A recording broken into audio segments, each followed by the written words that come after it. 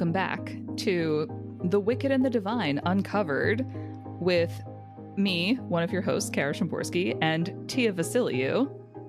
Hello. Hello. This is a very special Patreon exclusive series from the I Read Comic Books podcast, which you are hopefully enjoying as much as we are enjoying recording it for you, because we are here to talk about The Wicked and the Divine, specifically about the covers and digging into how to explore those from a media literacy and art context perspective, which is fascinating for me because I don't know how to do those things, but Tia does. So with our forces combined, I think you do a great job. Thank you. I'm learning. We will shepherd us all through this. Now, Tia and I were talking about how we both like comic books, in an understatement phrase. In an understatement phrase, it's two people who have been on a comic book podcast for 10 years, 8 years, and a different one for another few years. Anyways, we like this medium, but Tia tends to engage with these books art first and the words are an afterthought, and I do the opposite. So what better dynamic duo to shepherd you through this journey? So we're today talking about The Wicked and the Divine issues 12 through 17. And again, focusing on those full covers. Full spoilers for a 10-year-old series. My God, over 10 years now. Jesus.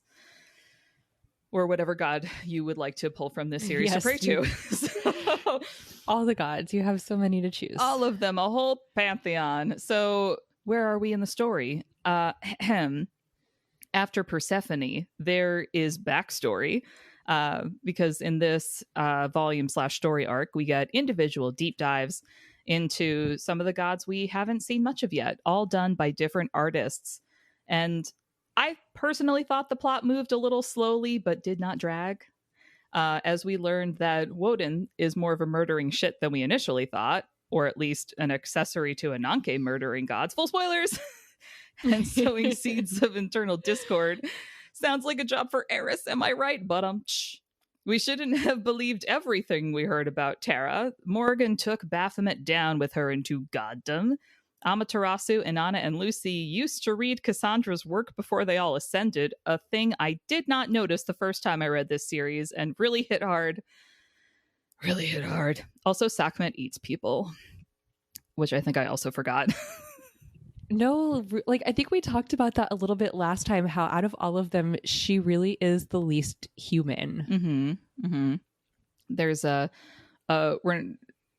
part in her spotlight issue in this arc where she's like looking up at this like when younger, before the part where she becomes a god, and she's looking at a statue, a stone representation of Sekhmet in a museum. And the person that she's with is like trying to extrapolate the emotions on Sekhmet's face. And little proto Sekhmet is like, no, she doesn't feel anything. She's made of stone. And I was like, Yep. She was always my favorite. It's like, that kid's going places. Well, Tia, take us away. Where are we starting with our covers in this journey? Yeah, so obviously we took the headshot motif to its logical conclusion around these parts, which was the no head shot. And with no heads left to shoot, we are back moving down to the body shots. We have body shots for this arc.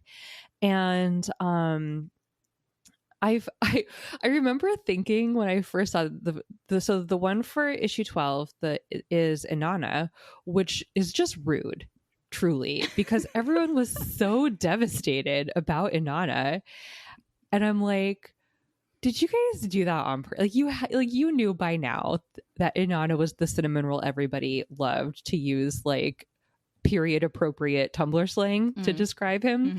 And so I have to wonder if they were like twisting the knife with that one. But a couple of things like art wise that I noticed about this body shot is it cuts off at the head.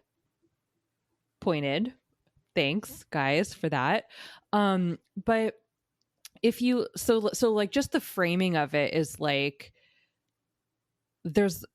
we're really focused more on the posture of the body, and like I really notice how tense Inanna's jaw is, which is the only part of his face that you see, and his neck is like, you know, there's just a lot of tension, and his body posture and the way that he's holding his hand, and it's glowing with like the sparks of using magic. It really looks like a tense moment, like he's hiding or he's fighting.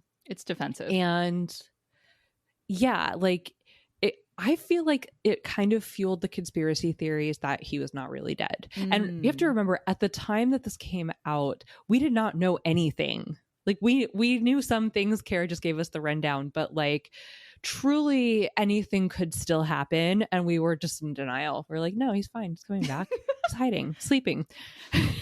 This is so fast. Wait, were you one of the people who was like, Inanna, my baby, or are you? Okay, no, and I'm gonna listen. Don't come for me, Wic+Div fandom, because I know that everyone loves Inanna. I could not care less about Inanna. Well, okay, so I was just getting that clarification for myself because I know you, and so you're like, oh, this Prussian cinnamon roll. Everyone was distraught. I'm like, how about you, Tia? No, not so much. It's fine. You know who is distraught about this is Ball, Inanna's ex. And so me looking at this cover when I was first like, wait, Inanna's dead, and then I thought, oh, but in this issue we get some Ball angst. So this makes sense to me as a cover if I'm going for Inanna is so at the top of Ball's mind and like so consuming him that the issue has a lot of Ball stuff, and of course the only thing that Ball is thinking about would be on this cover, and I went that way with it. Yeah, no, I mean, I am always here for like doomed tragic love. It's that aspect of it is very satisfying. And then, I mean, honestly, that's a great segue to the Kate Brown variant cover, which I actually love. Like Michelangelo called and said, good job on the Pietà, because like if you've ever taken an art history class, you've been forced to look at length at a Michelangelo Pietà composition. And then so you know, it's like Ball is like cradling Ananke's body, and not to be like really sacrilege. Inanna, sorry, it's like very different tale if Ananke that would be a very different tale. Yikes. Ball is lovingly cradling Inanna's dead body, and that's like the composition of that really evokes like Mary cradling Jesus's dead body. So we're not being subtle there. And then you also have them framed at the bottom by Easter lilies, which like obviously Christ is dead imagery like has foreshadowing of resurrection to begin with, and then you have the Easter like there's like a lot of layers of resurrection, so you can see how I was going there. Yeah. And then Ball also has these angel wings, which is interesting that Ball has the wings, right? And then that actually made me think also of another sculpture, a Bernini sculpture, The Ecstasy of Saint Teresa. And that's a significant sculpture in art history because it presented the subject like it was a play, like being acted on a theater, which you kind of get here, like the Easter lilies or like the apron of the stage, right? And then there's this kind of backdrop, this purple backdrop, and then the rays coming out from the skull and crossbones at the top, like a light ray. So there's that, and then another thing about that Bernini sculpture that I think could apply here is it was kind of scandalous because people were like, why am I horny? Like, why is it so sad? It was like the ecstasy of Saint Teresa, like the implication being that her engagement with the angel gave her some sort of spiritual pleasure, but then also the sculpture is very sensual, so it kind of like melds those pleasures together in the way that it presents the subject. And I think you could read that into the relationship here, and also like some of the compositional elements. And like obviously this is not the most pleasurable moment of their relationship, but you know, like it's layers. I thinking about the colors for this, my first impression was this is all Easter colors. Like the Easter lilies definitely triggered that, but like you said, the overall symbolism, how it's being arranged, it was really those bright pastels that made me think, should there be like an egg basket in here too? Something like that. And because I feel like I've only really seen in this story Inanna in the dark, like lit up with the stars, and Baal is like, he's got lightning, but he's a storm god. So I think of them as being very like dark, moody colors, tempestuous. So being lit so brightly on this cover, I was like, this is different. And I was looking at Baal's wings and thinking, is he only an angel when he's with his true love? Aw. You're such a romantic. Oh God, you wouldn't be able to tell if you met me in real life.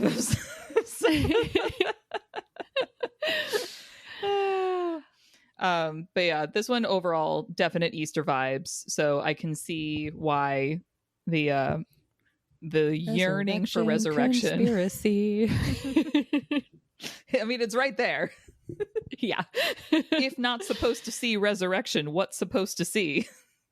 To use modern internet. Horny Jesus. Horny Jesus. Okay. I don't know. I'm going to hell. It's all right. Baphomet will already be there. Bernini's already there, so it's fine. if this is all sacrilegious, I don't know. I'm very sorry. I'm not trying to be disrespectful. It's. I mean, while we're on sacrilegious, that's a nice segue to the tarot one. Indeed, and you know, I think that we all really got schooled by that issue. Issue 13, right? Which may I say that revisiting Karen Gillan's like Tumblr notes about the issues that he's got on, it was on Tumblr, and they're in the back matter of some of the editions, and reading some of those recently, I didn't realize that Taylor Swift was one of his inspirations for the character of Tara. So she got issue 13. Swifties, pay attention. But also maybe not too closely, because oh God. So that is just something that occurred to me right now in this moment.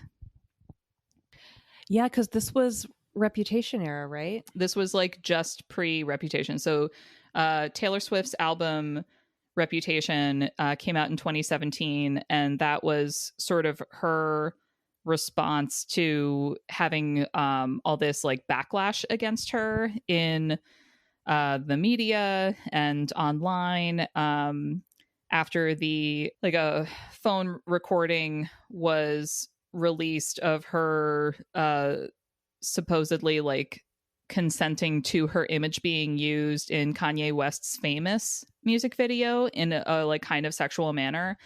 And it turned out then that later that Kim Kardashian, Kanye West's wife at the time, had released a cut version of that clip that may like sort of manipulated and put out of context what Taylor was saying.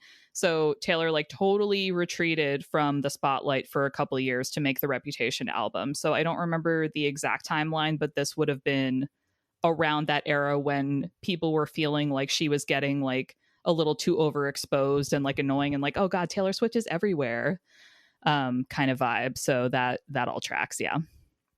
This is a Swiftie podcast now. Thank God we fit our Taylor Swift. Yeah, we had to fit at least one Taylor Swift reference into every episode. To be We've fair, done very well with that since so Kieran far. Gillen used Taylor Swift as an inspiration for Tara, we can talk about her for this one. Issue 13, all about Tara. So up to this point, it's Kieran's fault. So up to this point in the story, we've only been exposed to Tara, the character, through like snide comments from the other characters and everyone just calling her like, ah, fucking Tara. And so as readers, we're just sort of like accepting that characterization without interrogating it at all. At least that was me on the first read through. So when you get to this issue and it's this like, it's totally about her done in her voice, showing her perspective of how nobody really likes her for her. They just like her for what she provides for them. Ooh. Yeah. And so I'm going to kind of talk about the Body Shot cover and the Tula Lotte variant kind of together, because I think you have to compare and contrast them, because the Body Shot cover, and it's not necessarily that she's getting the different treatment than Inanna just had, but it is, most of her head cut off. It's just her body in one of her like kind of provocative stage outfits. So the focus is on her cleavage and her belly and her crotch. And then you go to the Tula Lotte variant. And I think that the contrast here is so brilliant, because this is an artist famous for like luscious, sexy paintings of women. And then you have her paint this woman who's chronically sexualized and dehumanized, even in the main cover, kind of like as part of that motif. But in the variant, she's literally like enshrouded. You cannot see her body at all. Like she could be made of bees under there. We don't know. And she's kind of like holding her mask aside. And she's even covering her lips, which are arguably one of the more sexualized body parts of a woman's face. And she's making direct eye contact with the viewer. And like, to me, that's really interesting. Eye contact by women subjects historically in portraits can be kind of meaningful. Normally, women are looked at; they do not look back. And her expression is so hurt and accusatory, and like we all deserve it. This is assuredly a glare, and I didn't pick up on her mouth mostly being covered until you pointed it out. But also, we've mentioned before that what the gods are doing on stage in this world, we're not exactly sure if it is like singing in the way that we understand it, but if that's just like the metaphor that we're using for them sharing their gift and making people feel the things that they're feeling when they're in that same room, her covering her mouth in this image and just staring is kind of like her withholding that gift really actively. Yeah. See, you are good at formal analysis. I'm learning. You're so good at it. I'm really truly motivated by some of the I went from a person who said never read the comments to like the comments are the first thing I go to on like articles and videos and social media posts, because I'm like, but what are people saying? And some of the things that people say truly make me worry for people's critical analysis. So I'm very motivated to work my brain and not just let it desiccate and atrophy in an AI internet slop. So thank you for this exercise so I can do that. Well, then I think we should talk about Woden in issue 14. Oh man, this dude. Dude. In the covers book, which we are able to look at now as we talk about these, it doesn't have like the trade dress or the issue dress, but if you have the floppy, you'll notice a very meaningfully played, maybe not meaningful, maybe it really is maybe it's just an image logo, but it is placed in a way that you could like call up Dr. Freud and have a chat about it. It's drawing your eye directly to Woden's dick, is what she's saying nicely. God, what a fucking creep. Yeah. You know, we never see Woden's face, so we've got half his helmet. But what I think is interesting about that is that you can sometimes see a reflection in his helmet. From what like, you know, other things, or like the light source will put a glare on his helmet, right? Mm-hmm. And so that's kind of cut off halfway, so you don't have any context for like what he's looking at, but the tilt of his chin is so condescending, and he's like grasping his hands in sort of like a cracking your knuckles sort of gesture that somebody posturing as a tough guy or trying to telegraph toughness and masculinity would try to do. And it's like the direct center of the image is his hands. I had when I initially wrote my notes for this, I only had half a line for this cover, and it's not going to age well, but it's "this dude is the worst and now he's in Doge." Yeah. Oh, but if you're God. listening to this in 2025, that shit is fresh, so you're welcome. I mean, and like on that note, like remember when we liked Grimes? I don't know if I ever was there, because I'm just not in that sphere of art that she's in, but I read that weird article she gave about how Elon Musk is broke or whatever because he's not feeding her or paying child support. So that's my real experience with her. But I understand that before she had one of his kids, that she was more of like a alt indie artist, online, very online. Yeah, and cool music.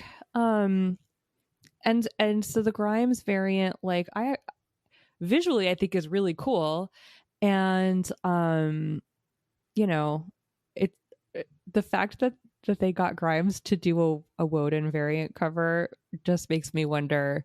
Like I always say, Jonathan Hickman knows how the world will end, but I don't know, maybe JV and Kieran do too. What do you know, and when did you know it? Well, so I looked at this cover before I realized who drew it. Like I honestly just kind of totally glossed over that and clicked directly on the link that you sent me.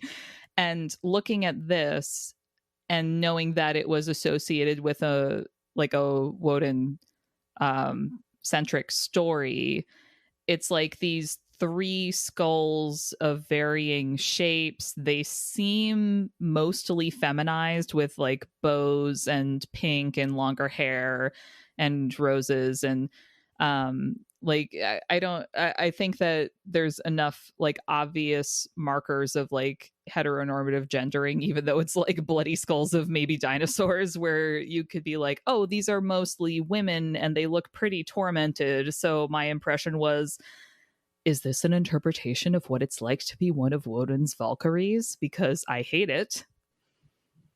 But also, okay, so the skull on the top right has sort of Cassandra makeup.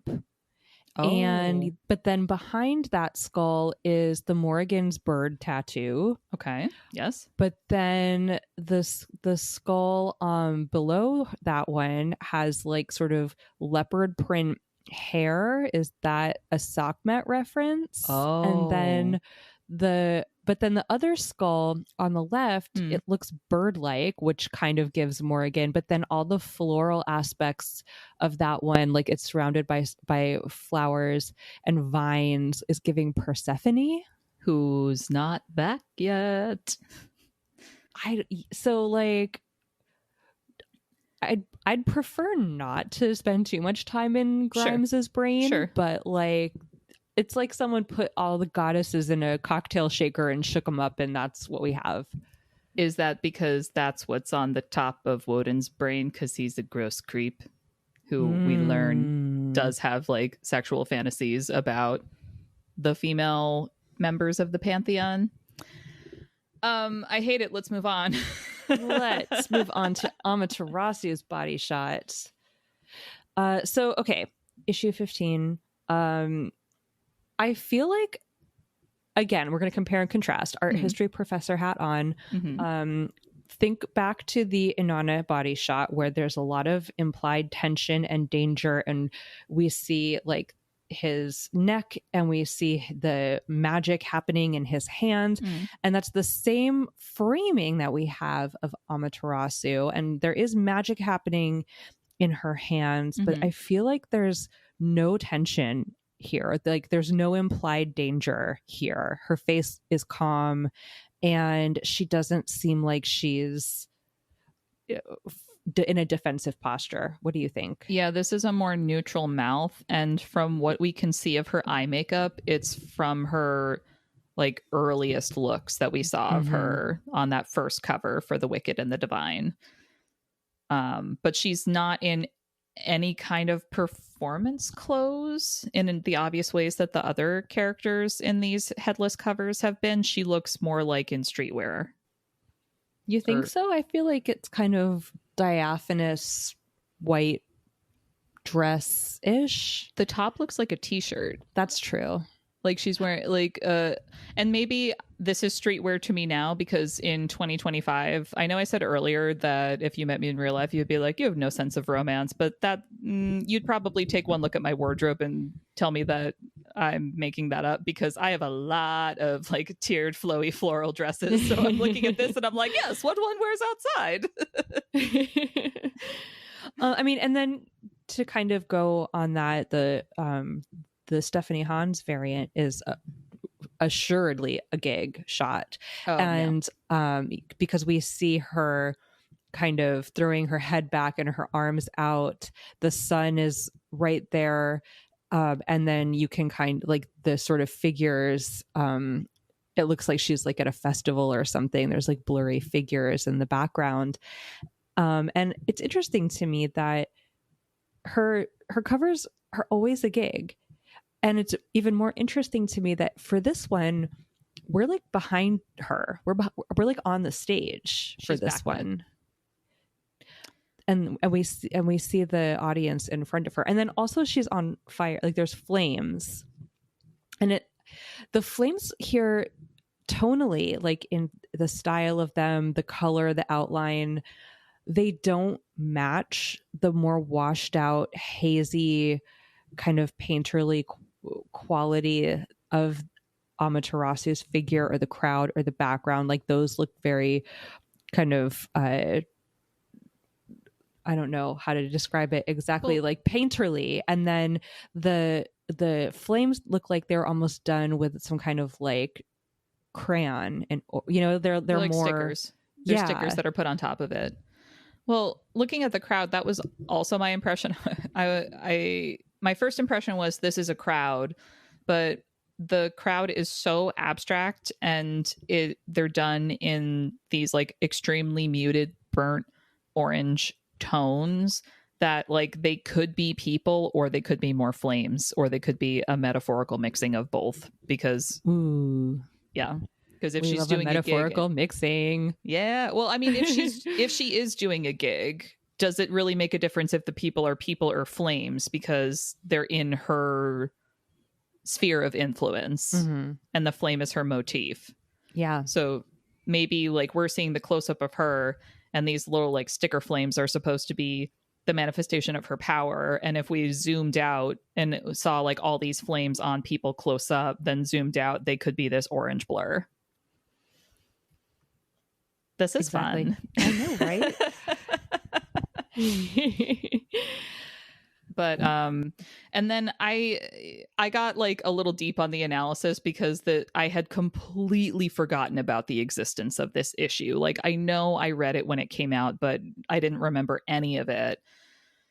So it's like in this issue, she's interacting a lot with Cassandra, and Cassandra is like not calling her Amaterasu, she's calling her Hazel and calling her out on her cultural appropriation of a Japanese deity and like being like really clearly ignorant of some of the things that she's doing symbolically or using her powers. And I got like into this headspace where I was like, well, we keep seeing Amaterasu as a sun, and so we're putting all that symbolism of her being like sunny and upbeat and like a hippie girl, but the sun is a star that just happens to burn the closest to us. And so that kind of gave me that perspective of, oh, like she's this like larger than life thing, like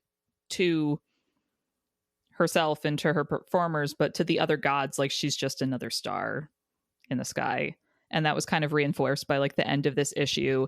You see her going to a Shinto shrine to pray for the other gods. I just thought this whole thing, the whole exercise of looking at these covers and revisiting this issue was really fascinating to me. That's a really interesting thing to pull out, because I don't think any of the other gods practice any religion associated with the god that they are. But for her to go to the shrine and pray for the other gods it's a very human thing to do. And it's also like, I wrote an essay when the first arc first came out, about reading the story through the concept of the Apollonian and the Dionysian and that contrast. And it's basically like the Apollonian's very like cerebral, it's very intellectual, it's very staid, it's very like organized. And then the Dionysian is more hedonistic, it's more emotional, it's more like sensual. And Cassandra was the Apollonian to me. And I talked more about like Laura in the Dionysian, but like I guess maybe minus the hedonism, that's Hazel. It's like she's actually engaging with the religion as a human in that moment, which is a very like emotionally forward thing to do. Whereas Cassandra just constantly weaponizes her academic basis in religious studies. And it's like, as a former academic, you see that a lot, where people feel like, well, I'm a licensed art historian, so I'm going to tell you, you know, and like they kind of forget about the lived experience that people have with the things that they're engaging with and how valid that also is. And I think at the time we were all pretty hard on Hazel when this issue came out, but looking back at it now, yeah, that's an interesting moment. She's just a girl. She's just a girl with the powers of a god. But like you can see the youth of her. Like, of course, these are all young kids, and Minerva's the youngest, but Amaterasu's like 16 or 17 or something like that. And you really see her youth here, because she is like fully doing what she thinks she's right. She's with a lot of big emotions. She might think that she's like, she has this connection that we see very briefly through some flashbacks, that she already has a pre-existing connection with the god she ends up manifesting and with this religion. So having Cassandra like make fun of her religion, I agree with you. When this came out, we were like, oh yeah, she shouldn't be a sun over the Japanese city of Hiroshima. Like, that is not it. Cassandra's right to call her out for doing that. And also reading it now, I'm like, Cassandra shouldn't be making fun of this girl's religion. Like, you know, multiple things can be true at once, but it's nice to reread things and be like, oh yeah, I might have missed that the first time. Shall we get to the Morgan? I know you've been waiting. This body shot is so interesting to me, because even though we can't see her eyes, you know that she is looking directly into your soul. She is counting your bones, and she's kind of posing almost like for a picture. Like she's holding her skirt out and kind of, you know, looking over her, not over her shoulder a little bit. It's kind, her shoulders kind of up in a sort of coy way. And it made me think of how she says when we first meet her, all the world is a stage. Like it just goes Drama with, queen. yeah, exactly. I mean, looking at this, my eye is drawn to the corvid skull at her neck, and then that goes out into the feathers that you, if you're not paying attention, you could mistake her hair for the feathers. And what you're really seeing here is not so much her as you are seeing the symbolism around her. It's very front She's and getting center. lost in the imagery. And then another contrast, because the issue 16 Layla Del Duca variant is it's sort of like the earlier tarot one where the gaze is directly at you, in contrast to the headless version. And it's so but a very different imploring. She looks so fragile and scared, and almost like she's looking at you, like asking you to help.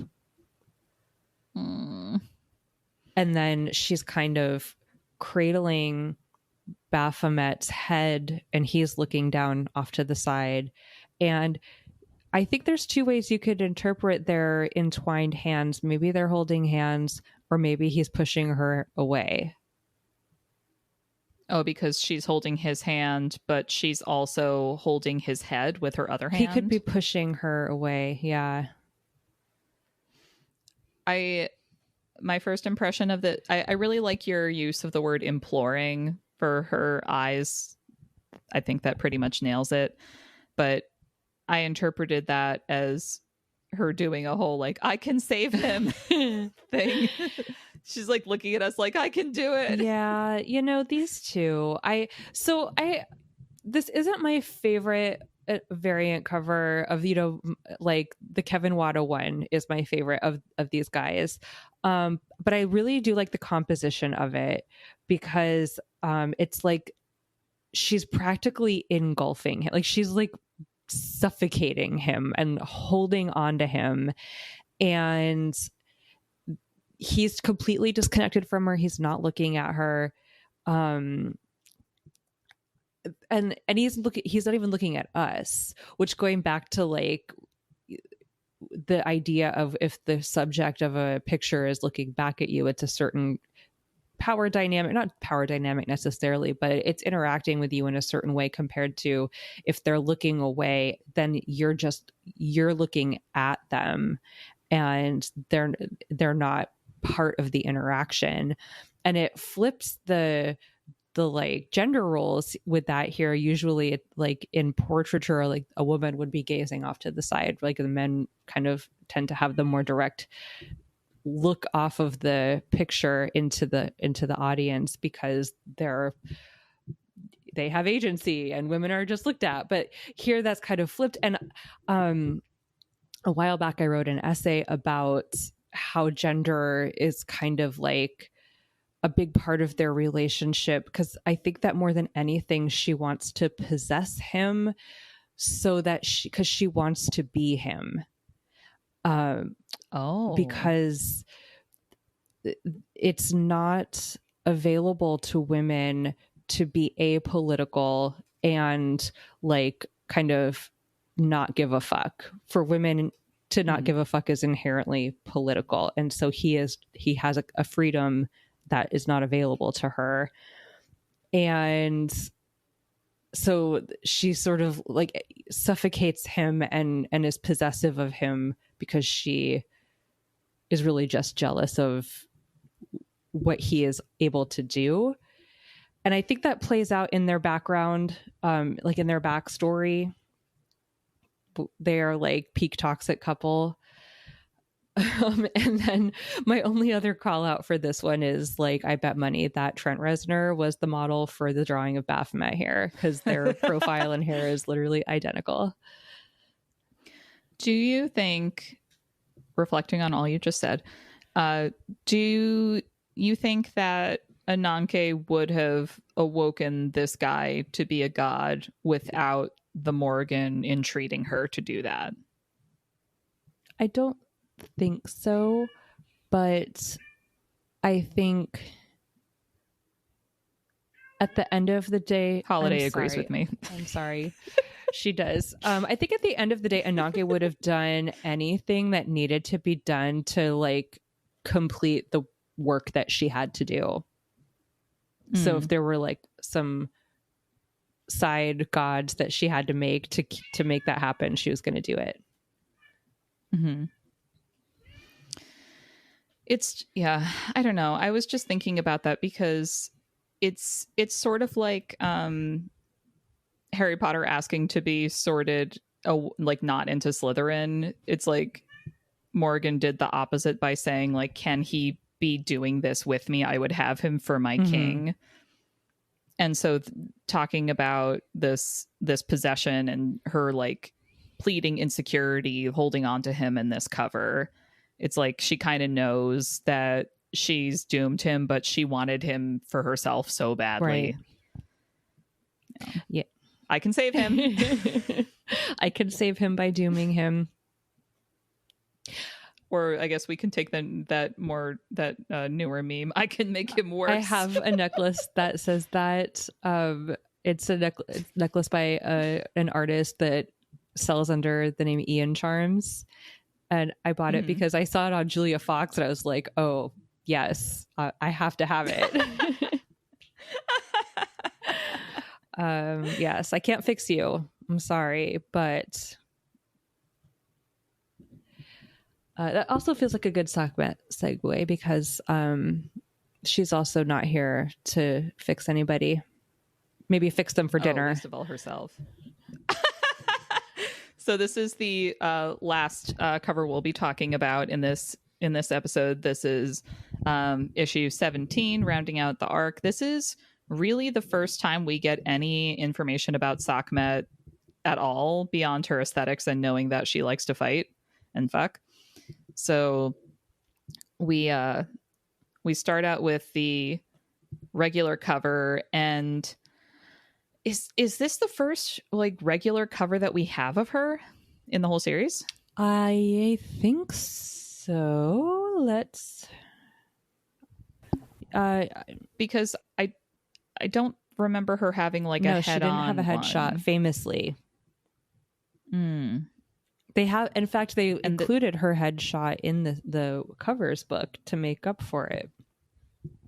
Somewhere. Ooh.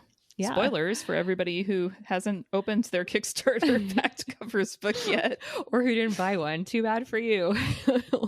Yeah. I think it is too bad for you now. I'm sorry. Someone will post it online. Someone will post it online because, you can't keep a rabid community down. Once again, we return. Oh, wow. There we go. That full circle. I'm doing a quick flip through my copy right now to be like, did we have a Sekhmet before this we definitely moment? And did the not answer have a is headshot. Yeah. No, definitely not until this moment. So we first see her on a cover where we don't see her. We see a cat with glowing eyes hissing at us. I'm a little bit worried. I know that Jamie famously has cats. And I'm a little bit, well, maybe his cats are really nice and have never hissed at them, but like, how many teeth does this cat have? There's too many. There are many teeth in this mouth, but maybe it's not like a real cat. Maybe it's like a divine interpretation of a cat, and it can be as toothy as she wants him to be. Well, I mean, given what we know about her, if we're just purely going on like artistic interpretation, like if they eat people, then I guess they're going to need a lot of teeth. Yeah. Mm-hmm. But it goes back to what I was saying about how she's like the most inhuman god, especially compared to someone like Hazel, right? Who like fully has human moments, where Sekhmet is just like, I'm a cat, I eat people, I chase the laser pointer, and then we have her body shot here, and like really the main focus of it is her cat, which same. Mm-hmm. Honestly. And then also, if you notice, I think her skin and her face is in black and white, and her costume is in color. But I did not get the impression that that was the case for the other head or the other body shots. The other body shots are in correct. full color. Yeah. So this is it's another way to show her otherness from the rest of the pantheon. Yeah, for sure. I'm also just noticing, because when you first glance at this cover, you're seeing like the bright golden glare of her outfit. She's in some kind of like bodysuit. She's got sort of an armored or scaly shoulder thing going on.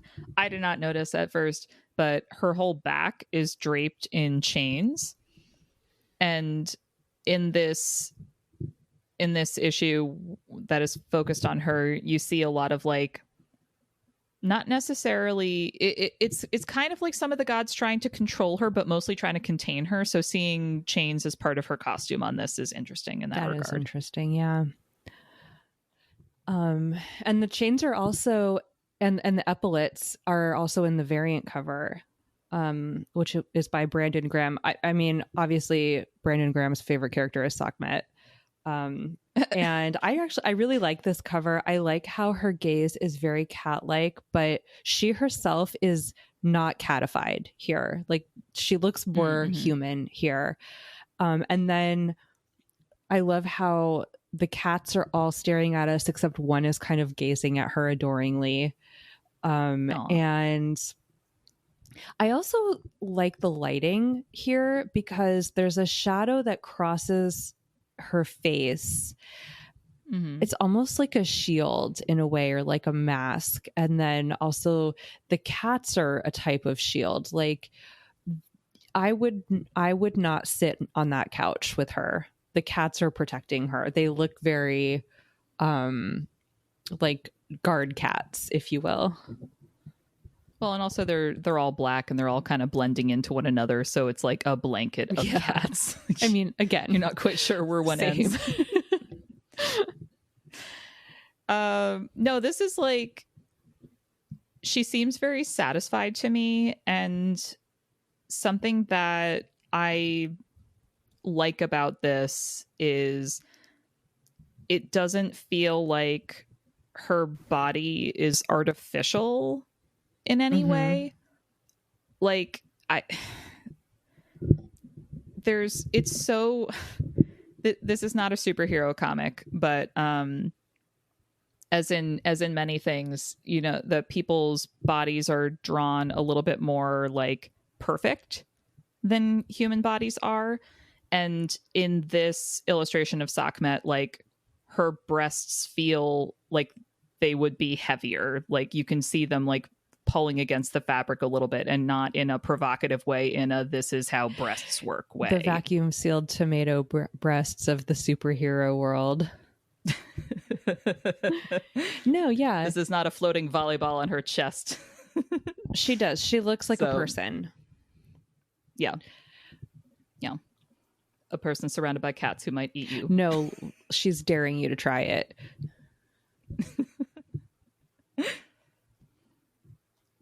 Well, I'm not going to take that dare, Tia.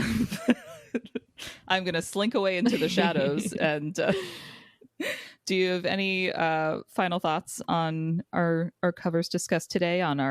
We kind of like this arc. It doesn't quite step away from the plot, but it has a different focus each issue, so you get a broader depth of everything. So I know we covered a lot in this discussion today. I liked this. I liked this arc, and I think that, you know, it's so hard to keep this many characters in play, and I thought they did a really good job. And I really liked these covers. To me, they all really told a story. I had a lot more to say about them than I thought I would. My surprise, talking about this with you today, I thought we were going to go the deepest on the Terra cover, or maybe the Morgan one. I was not expecting Amaterasu to be our biggest focus. So thank you for that. Let's all look back on ourselves from 10 years ago and be a little kinder. That's the takeaway. Yeah. That's it right there. Well, thank you all for joining us today for this episode of The Wicked and the Divine Uncovered. If you're listening to this when it first drops, you're a Patreon of the I Read Comic Books podcast, and we thank you for that, for supporting the show and for supporting these extra special series like this one here. I want to thank Zander for editing. We don't have a proof listener today, so thank you for your grace in accepting our excited chatter as we try to get all our thoughts out in a timely manner. And until next time, comics are good, and so are you.